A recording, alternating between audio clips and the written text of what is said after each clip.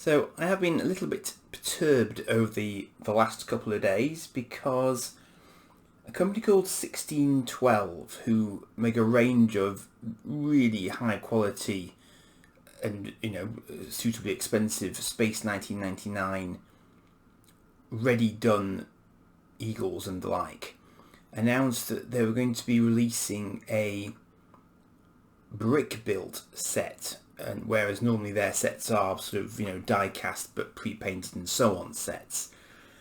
And this raised a mental eyebrow because my Lego Idea eagle, which you see before you, is still doing quite well on Lego Ideas. I've still got 5 months left and I've got just over 1,700 supporters at the moment.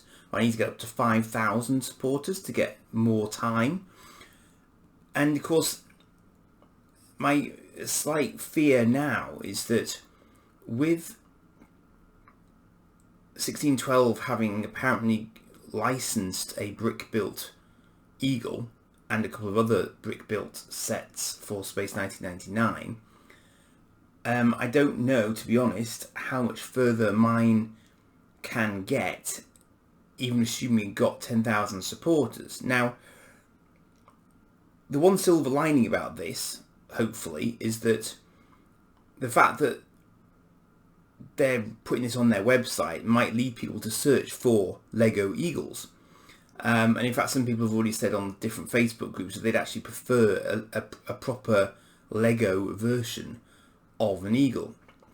Now, the eagle that's being advertised at the moment, I have to admit, is much bigger than mine, because mine is minifigure scale, but it's scaled down so it only takes a single minifigure in the cockpit area here. So the whole scale of mine is very different to the scale of the one that's being advertised at the moment. So there's no question in my mind that they've in any way copied mine, and in fact I know they've been thinking about this for a while. So it's just that it's taken a lot longer, I think, probably than they thought as well, for it to perhaps crystallize. Now, the other thing I don't know about this is anything about the company that is apparently producing it for them. It's called Kitbrix, Kitbrix. Never heard of it before. Searched the web, searched YouTube, can't find any reference to it. And in fact, the name appears to be used by a manufacturer of sports bags rather than a manufacturer of plastic building bricks.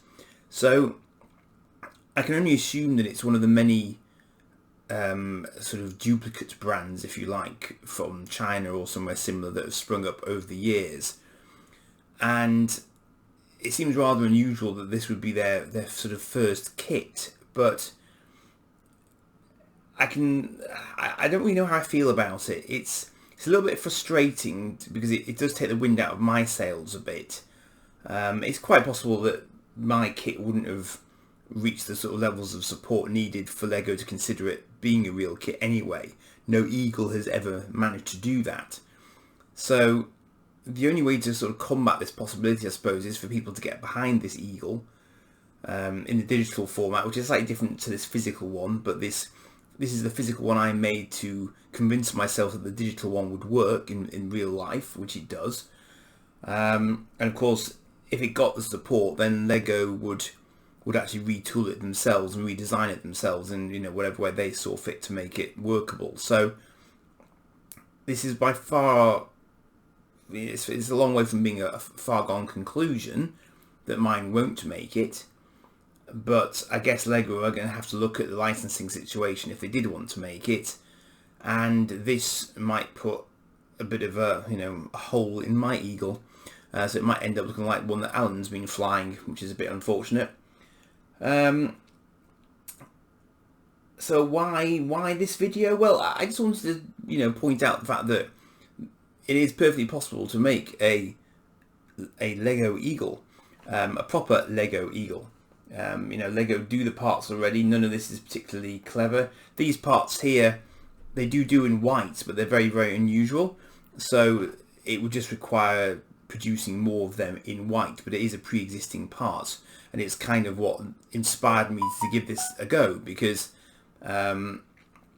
it's unusual to sort of get an idea just from a single piece, but I thought do you know what? I know what that reminds me of, this girder piece. It reminds me of the spine of the eagle. So that was kind of the, that's what spurred me on and gave me the idea.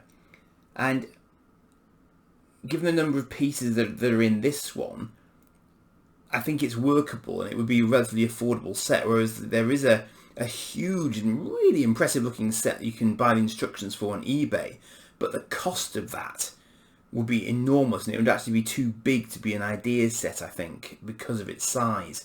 And that's the sort of one that the 1612 site, I think, is now advertising. It's that sort of scale. So what am I asking you to do? I don't know if I'm asking you to do anything, to be honest. If you'd like to support this one, you can do. It's free to support it. It just means it gets another vote on the site. If it hits 5,000 supporters, it gets another 6 months to get more supporters. And if it hits 10,000 supporters, then Lego consider, and it is only a consideration, it's not a guarantee, but then they consider making it an actual set. Now, I don't know if the license that 1612 have got is worldwide or if it's just in the UK. I don't think they're shipping to Europe at the moment, although they do have a partner in Europe, I think, but I don't know if they ship to the US, for example. So I just don't know at the moment what the crack is with the way in which they'd market their brick version, or even when it's due out. I think they're going to be taking pre-orders at the end of this month, at the end of October 21. So if you would like to see a Lego version, then realistically the only chance is to, at the moment anyway, is to vote for mine and then see what happens for it. That's all I can suggest, really.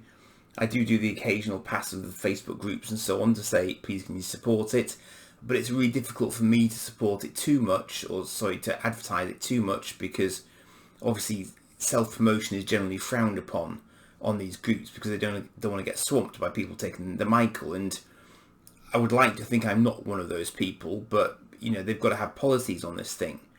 But I think other people putting stuff forward that isn't actually their creation goes across better. So if there are any groups you happen to be a member of that you think would be all right with seeing this sort of thing advertised, then please go for your life, because it needs all the help it can get to get the necessary sort of daily level of support to keep it going and get it up to 10,000. And as I say, ultimately Lego would retool it, but the pod comes off, the cockpit comes off, a minifigure sits in the cockpit, minifigure sits in here, and there's also a buggy as well inside the pod. So it's quite fully featured. It's quite happy to be lifted up and put down again. It's strong enough to do it, and that's why I built the physical model. Because I think if had I not built the physical model, I couldn't be sitting here telling people to vote for it, because it would just be digital, and I wasn't at all convinced that the spine would hold up with the weight of everything attached to it. But actually, when I fly it around, I tend to hold it underneath there anyway. So actually, it's got a lot of support when you fly it around like that.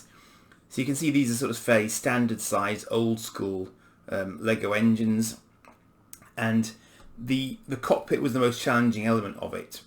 Just to try and get the sort of, if you like, the sort of 360 degrees. It's a sort of like a four-way reflection of itself in effect, and that was quite an interesting challenge to do.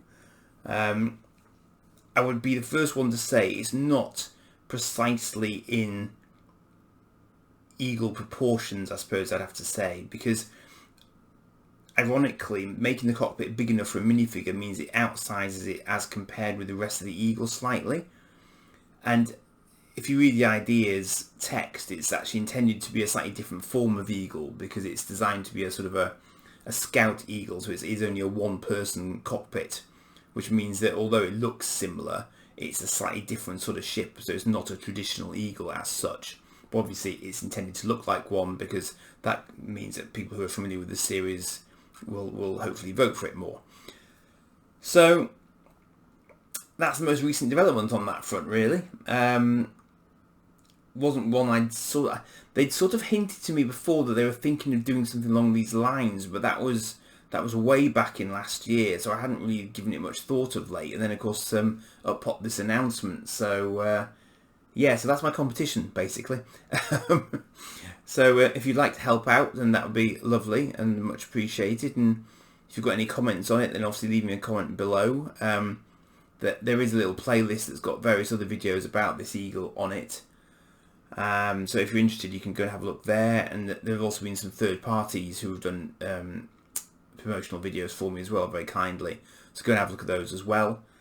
And yeah, so I mean, if anyone has heard of this company, this Kitbricks company, then, you know, I'd love to hear if you've had any experience of them, because like I say, I can't find a thing, can't find a sausage online at all about them. So it will just be interesting to hear if they've got a positive or a negative reputation, or indeed any reputation at all, because it's, you know, there will be the enthusiasts out there, and there are the enthusiasts out there who will try and buy this set, and it would be a shame if it ends up being a bit of a waste for them. So it would be interesting to understand just who these people are, I guess, for everybody. So there are. So thanks for watching, thanks for listening, and I'll see how things go. Let you know how I get on. Cheers for now.